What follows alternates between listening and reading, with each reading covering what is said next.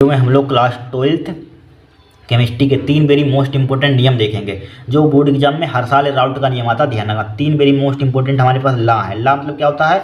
Very important नियम, very important ला। ला मान क्या होता है? नियम।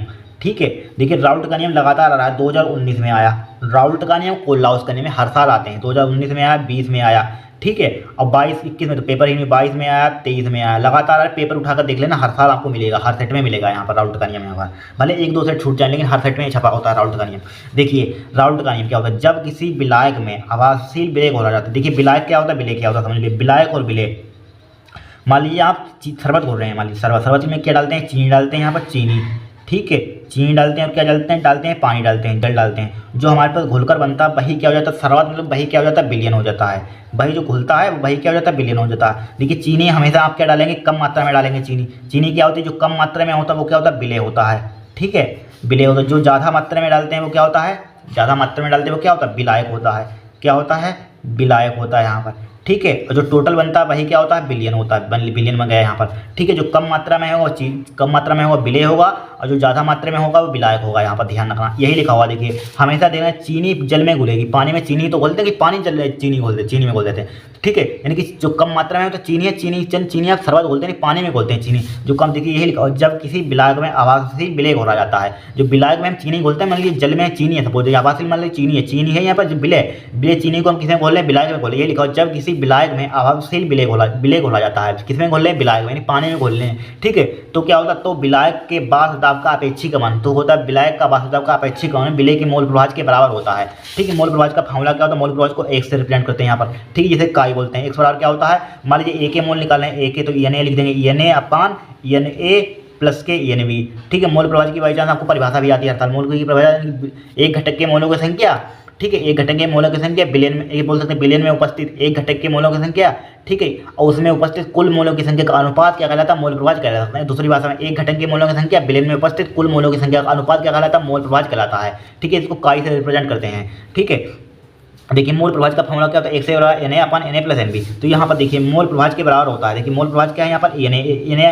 Nb अपन Na प्लस Nb। यहाँ पर चूंकि Nb क्यों लिखा? चूंकि B के मोल हम चाहे B के आप लिख सकते हैं, Nb बराबर क्या हो जाएगा? B ऊपर आ जाएगा, चाहे A लिख सकते हैं चाहे B लिख सकते हैं। Nb अपन क्या हो जाएगा? Na प्लस Nb, टोटल नीचे सेम टू सेम रहेंगे यहाँ पर, ठीक है। यही लिखा हुआ वाष्प दाब का अपेक्षिक मान विलय के मोल प्रभाज के बराबर। क्या मोल प्रभाज है यहाँ पर? एक हमारे पास P माइनस के Ps अपन P क्या है यहाँ पर? वाष्प दाब का अपेक्षिक मान है यहाँ पर, ठीक है, विलय के मोल प्रभाज के बराबर होता है यहाँ पर। जहाँ P क्या है हमारे पास? शुद्ध विलायक का वाष्प दाब, और Ps क्या है हमारे पास? विलयन वाष्प दाब। Ps क्या है हमारे पास? विलयन का वाष्प दाब। Na क्या हमारे पास? विलायक के मोल। Na क्या हमारे पास? विलायक के मोल है। Nv क्या है हमारे पास? विलय के मोल है यहाँ पर, ठीक है। कोई कठिन है यहाँ पर, इसी से बना सकते हैं। जब किसी विलायक में आवासीय विलय घोला जाता है तो विलायक के वाष्प दाब का अपेक्षिक अनुमान विलय के मोल प्रभाज के बराबर होता है। कितना सिंपल है यहाँ पर। फॉर्मूला इसके लिए क्या होता है? P माइनस का Ps अपन P बराबर करके P0 भी लिख देते हैं, चाहे P0 से रिप्रेजेंट करना कोई दिक्कत नहीं होती है।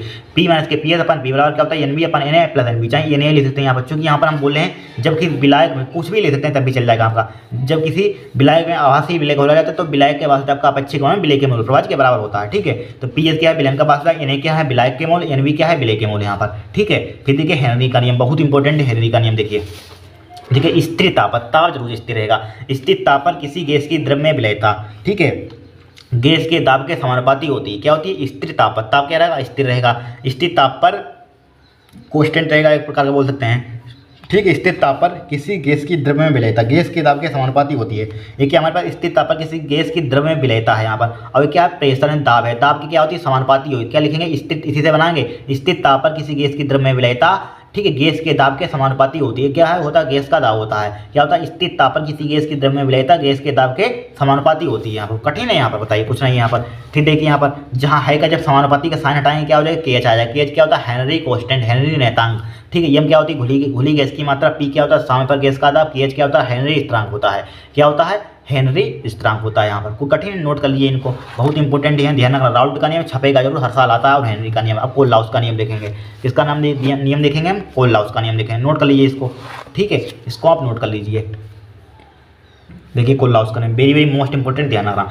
कोल्लाउस का नियम, देखिए कोल्लाउस का नियम कहा जाता है अनंत अनुता पर किसी विद्युत अपघट्ट की, अनंत जरूर लिखेंगे कोल्लाउस का नियम क्योंकि अनंत के लिए अप्लाई होता है जब न्यूमेरिकल सॉल्व करते हैं। देखिए अनंत अनुता पर किसी विद्युत अपघट्ट की, विद्युत अपघट्ट क्या होता है, विद्युत अपघट्ट क्या होता है, आपसे कोई पूछते हैं विद्युत अपघट्ट क्या होता है तो आप क्या बताएंगे, जो आयनों में टूट जाते हैं, जिनमें विद्युत धारा प्रवाहित की जा सकती है उन्हें क्या कहते हैं, विद्युत अपघट्ट कहते हैं। जैसे NaCl है, NaCl में क्या है, विद्युत धारा प्रवाहित हो जा सकती है, मतलब इसमें इसको आयनों में तोड़ सकते हैं। इसको आयनों में किस टाइप से तोड़ेंगे हम, Na positive plus Cl negative, यही क्या होता है, विद्युत अपघट्ट। विद्युत अपघट्ट क्या होता है, बे अपघट्ट जो आयनों में टूट जाते हैं उन्हें विद्युत अपघट्ट कहते हैं। विद्युत अनघट्ट क्या होता है, जो आयनों में नहीं टूटते उन्हें विद्युत अनघट्ट कहते हैं। जैसे यूरिया, ग्लूकोज, ठीक है, यूरिया का फार्मूला क्या होता है, NH2CO NH2, ये क्या होता है, यूरिया का फार्मूला। यूरिया को कभी आपने आयनों में टूटते हुए देखा है, कभी Na प्लस पॉजिटिव में टूटते हुए कभी नहीं टूटते। ग्लूकोज को कभी टूटते हुए देखा है, ग्लूकोज सुक्रोज को कभी टूटते हुए देखा है, जैसे चीनी का फार्मूला होता है, कभी नहीं टूटते हुए देखा होगा। बट यहाँ पर NaCl KCl टूट जाता है यहाँ पर, ठीक है, HCl टूट जाता है, ये आयनों में टूट जाते हैं यहाँ पर,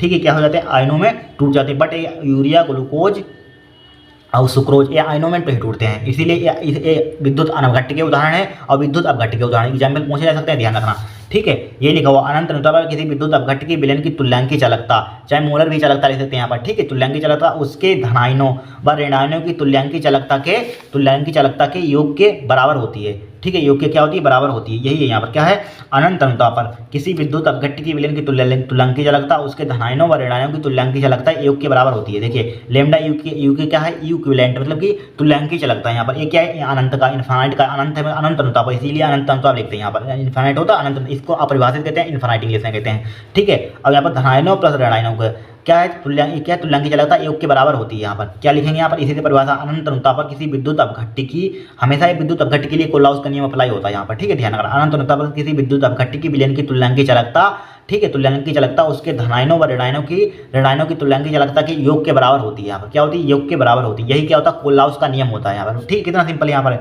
ठीक है। अब इसी पर न्यूमेरिकल आ जाता है यहाँ पर, ठीक है, और आपको न्यूमेरिकल करा देंगे यहाँ पर, ध्यान रखना। क्या है, अनंत अनुता पर किसी विद्युत अपघट्ट की विलयन की तुल्यांकी चालकता उसके धनायनों व ऋणायनों की तुल्यांकी चालकता के योग के बराबर होती है। बस हो गया काम, इस टाइप से नोट कर लीजिए, बहुत इंपॉर्टेंट है, हर साल आते हैं दो नियम, राउल्ट का नियम फंसता है और कोल्लाउस का नियम, ये दो नियम सबसे ज़्यादा मोस्ट इंपोर्टेंट। पहला नंबर क्या है, राउल्ट का नियम, दूसरा नंबर क्या है, कोल्लाउस का नियम, ठीक है। ये दो क्वेश्चन जरूर आते हैं, 100% आते हैं यहाँ पर, ठीक है, इनको पता ही याद कर लेना, अभी याद कर लिए, एग्जाम में अभी बहुत टाइम है, अभी से याद कर लीजिए, बहुत फायदा हो जाएगा आपका बोर्ड परीक्षा 2025 के लिए, ठीक है। एग्जाम टाइम आपका ज़्यादा नहीं, आपको याद करना होगा, बहुत सिंपल, एक ही बार याद हो जाएगा यहाँ पर, ठीक है। आज के लिए इतना ही।